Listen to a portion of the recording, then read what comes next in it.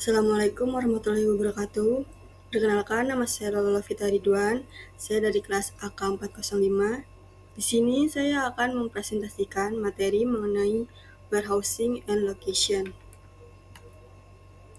Selanjutnya, untuk pokok pembahasan, di sini saya akan membahas pertama mengenai konsep warehousing, yang kedua peran warehousing, ketiga jenis-jenis warehousing, yang keempat pemilihan lokasi gudang, yang kelima, alasan pemilihan materi, dan yang keenam, jurnal terkait.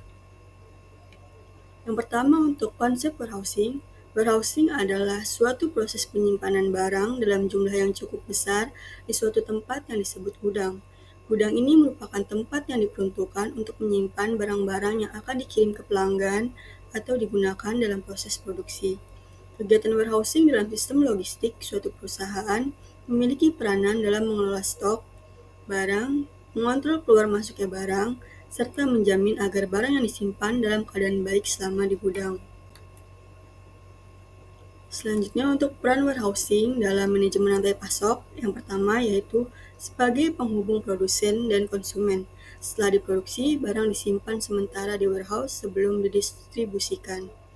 Yang kedua untuk optimalisasi biaya, yaitu dengan lokasi warehouse yang strategis dan pengelolaan yang baik, biaya logistik dan waktu pengiriman bisa ditekan. Lalu yang ketiga, untuk menjaga kualitas layanan. Semakin efisien proses penerimaan, penyimpanan, dan pengiriman di gudang, semakin cepat barang sampai ke konsumen. Dan yang terakhir, yaitu untuk pengendalian stok. Warehouse mempermudah pemantauan stok sehingga perusahaan dapat menghindari kekurangan atau kelebihan barang. Selanjutnya ada jenis-jenis warehousing. Yang pertama ada warehouse umum. Warehouse ini bisa digunakan untuk melakukan penyimpanan untuk jangka pendek maupun jangka panjang untuk beragam jenis produk bisnis. Yang kedua yaitu warehouse terpusat. Warehouse ini memiliki fungsi sebagai pusat proses distribusi yang mencakup wilayah dengan jangkauan yang lebih luas. Yang ketiga ada warehouse distribusi. Warehouse ini memiliki fokus kegiatan pada aktivitas distribusi barang dari produsen ke distributor atau ke pelanggan akhir. Umumnya berlokasi di dekat pusat transportasi dengan tujuan untuk memudahkan proses pengiriman barang. Yang keempat ada warehouse penuh layanan. Warehouse ini didesain secara khusus untuk memberikan pelayanan lebih daripada hanya untuk menyimpan barang saja. Yang kelima ada warehouse dingin. Warehouse yang memiliki sistem pendingin serta pengatur suhu yang tepat untuk menyimpan beberapa jenis barang atau produk yang harus disimpan dalam suhu khusus. Yang keenam ada warehouse e-commerce, yaitu warehouse yang dibuat untuk memberikan dukungan khusus pada operasi bisnis e-commerce. Warehouse ini bisa dimaksimalkan penggunaannya untuk memenuhi kebutuhan pengelolaan persediaan dan pengiriman dengan cepat menggunakan skala yang lebih besar. Selanjutnya yang ketujuh ada warehouse cross-docking, yaitu jenis warehouse yang memiliki fokus kegiatan pada proses pemindahan barang dengan cepat, secara efektif, dari supplier ke pelanggan tanpa memerlukan adanya proses penyimpanan jangka panjang. Dan yang terakhir ada warehouse terpadu, yaitu jenis warehouse yang memiliki fokus kegiatan menggabungkan beberapa fungsi warehouse dengan jenis fasilitas lainnya, seperti pusat distribusi, pusat logistik, hingga pusat pengolahan. Selanjutnya ada pemilihan lokasi gudang. Menurut Tufan, Nihan, dan Kahramin 2010 dalam Zaroni 2019, 124-125, memberikan panduan kriteria pemilihan lokasi gudang sebagai berikut. Yang pertama, cost, yaitu meliputi biaya perolehan atau sewa tanah dan bangunan, biaya tenaga kerja, biaya transportasi, pajak, dan handling cost.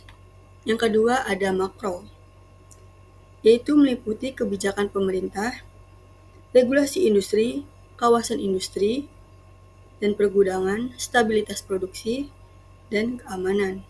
Yang ketiga ada karakteristik tenaga kerja, yaitu meliputi ketersediaan tenaga kerja, keterampilan tenaga kerja,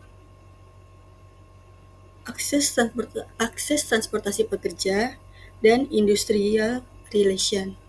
Yang keempat ada infrastruktur, yaitu meliputi ketersediaan akses jaringan dan moda transportasi. Selanjutnya ada lingkungan, yaitu meliputi geografi, kondisi cuaca, kepadatan, dan lain-lain. Dan yang terakhir ada pasar, yaitu meliputi kedekatan dengan pelanggan, pemasok, produsen, pabrik, traffic, lead time, dan respon pelanggan. Selanjutnya untuk alasan pemilihan materi.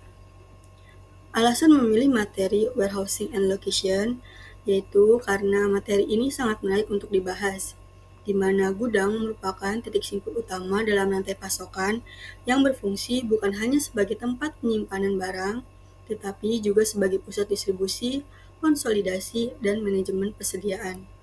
Selain itu, warehouse adalah jantung dari sistem logistik modern. Tanpa gudang yang efisien, perusahaan akan kesulitan menjaga kontinuitas operasional, memenuhi permintaan pelanggan, dan mengendalikan biaya distribusi. Selanjutnya untuk jurnal terkait, yaitu dengan judul jurnal Optimalisasi Jumlah dan Lokasi Gudang Distribusi Pupuk Bersubsidi di Jawa Timur Akibat Perubahan Regulasi Pemerintah, yang ditulis oleh Erwin Indra Prasetyo dan Indrianawati Usman. Berdasarkan penelitian tersebut, diketahui bahwa proses penentuan letak dan lokasi gudang penyangga adalah hal yang penting sekaligus strategis dalam aktivitas outbound logistik sebagai satu upaya peningkatan efektivitas dan efisiensi untuk memenuhi permintaan dan kebutuhan pasar. Lokasi gudang mempengaruhi proses distribusi mengingat biaya transportasi dan lead time pengiriman juga ditentukan dari lokasi gudang tersebut.